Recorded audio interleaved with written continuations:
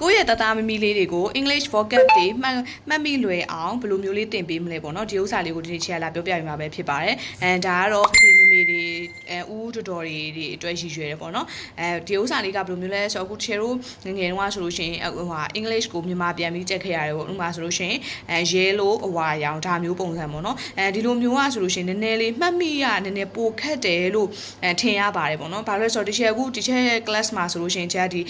လုံးဝမြန်မာလိုမပြန်မဲနဲ့ English to English တော့တာများတယ်ပေါ့နော်အဲ့လိုအချိန်မှာဆိုလို့ရှိရင်အဲ့လိုမျိုးသင်ထားတဲ့ကလေးနဲ့မြန်မာပြန်ပြီးတော့သင်တဲ့ကလေးရဲ့ကွာခြားချက်က English to English သင်ထားတဲ့ကလေးကကြတော့ English လို့ပြောလိုက်လို့ရှိရင်နားရည်ဝါပြီးတော့ချက်ချင်း reply ပြန်နိုင်တယ်ပေါ့နော်ဒီဘက်ကမြန်မာလိုပြန်ပြီးသင်ထားတဲ့ကလေးကကြတော့ဘာဖြစ်လဲဆိုတော့ခြေတို့ဒီ reply မပြန်နိုင်ဘူးပေါ့နော်နည်းနည်းသူ့မှာစဉ်းစားနေတယ်သူပြောလိုက်တဲ့အခုဒီချက်ပြောလိုက်တဲ့စာကြောင်းကိုပဲမြန်မာလိုပြန်စဉ်းစားနေတဲ့အချိန်လေးနည်းနည်းကြာသွားတာမျိုးလေးဖြစ်သွားတယ်ပေါ့နော်ဒါလေးကတော့ဒါဒီချက်ရဲ့အတွေ့အကြုံကိုရှင်းပြပေးတာပေါ့နော်တချို့ဒီချက်ကြီးလည်းအဲ့လိုဖြစ်ရှင်မှာတော့ဖြစ်ပါလိမ့်မယ်ဒါကတော့ကိုယ့်အတွေ့အကြုံကို sharing လုပ်ပေးတာပါပေါ့နော်ဒါပေမဲ့နောက်တစ်ခုအနေနဲ့ကကလေးတွေကို vocab စကားလုံးတွေမှတ်မိလွယ်အောင်ဆိုလို့ရှိရင်ချက်တို့ကဒီတကယ်ပေါ့နော် real things တွေနဲ့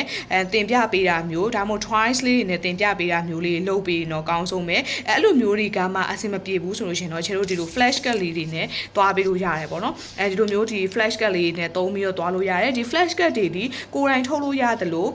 ကိုယ်ဆိုင်နေမှာဝယ်လဲရတယ်ပေါ့နော်အနည်းဆက်ဆုံးဝယ်လို့ရတာပဲဖြစ်တယ်ပေါ့နော်ဒီချက်ကတော့ဒီချက် class မှာဆိုလို့ရှိရင်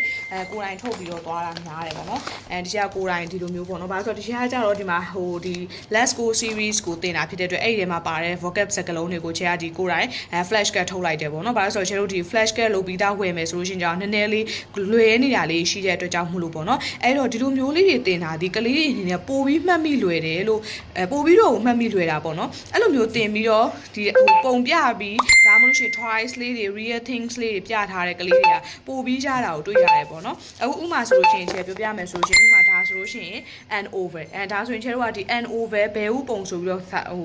မပြန်တော့ပဲနဲ့ and over ဆိုပြီးတော့ဒီပုံပြပြီးတော့ပြောလိုက်တာပေါ့နော်အဲ့ဒါကို तू မှတ်မိမမှတ်မိချင်း तू အပြန်လှန်ပြောပေးတာပေါ့နော် what's this and over လို့ရှိရင် what's this a rectangle ပြီးရင် what's this a circle ဒါမျိုးကိုသူတို့မမှတ်မိမချင်းကိုပြောလိုက်ပြလိုက်ပြီးလို့ရှိရင်ပုံလေးတွေကိုအောက်မှာဖြန့်ခင်းပြီးတော့point လောက်ခိုင်းတာမျိုးလေးပေါ့နော်မျိုးစုံသုံးလို့ပြီးတော့ပြောလို့ရတာပဲဖြစ်တယ်ပေါ့နော်ဒီလိုမျိုးလုပ်ချင်အားဖြင့်ဆိုလို့ရှိရင်ကလေးတွေက meanings လေးတွေကိုပို့ပြီးတော့မှတ်မိလွယ်ပါတယ်အဲ့ရနေမှာကိုကဒီ vocab လေးတွေအလို့ရဖို့ဆိုလို့ရှိရင်ကိုနဲ့ကူချက်ပေးလိုက်တဲ့ခါမှာဆိုအချိန်အနေငယ်အတွင်းမှာအလို့ရသွားတာတွေ့ရတယ်ပေါ့နော်အားလေးကို sharing လာလုပ်ပေးတာပဲဖြစ်ပါတယ်အားလုံးကိုကျေးဇူးတင်ပါတယ်တတာပြီးတော့နောက်တစ်ခုအနေနဲ့ကအခုဒီ share တွေကိုမေမေတွေဖေဖေတွေဦးတွေတော်တော်တွေရောဘလို့နီလန်းမျိုးနဲ့ကိုယ့်ရဲ့ကလေးတွေကို vocab တွေကိုကူပြီးချက်ပေးနေလဲဆိုတော့အောက်က comments box မှာရေးသွားလို့ရတယ်နော်တတာ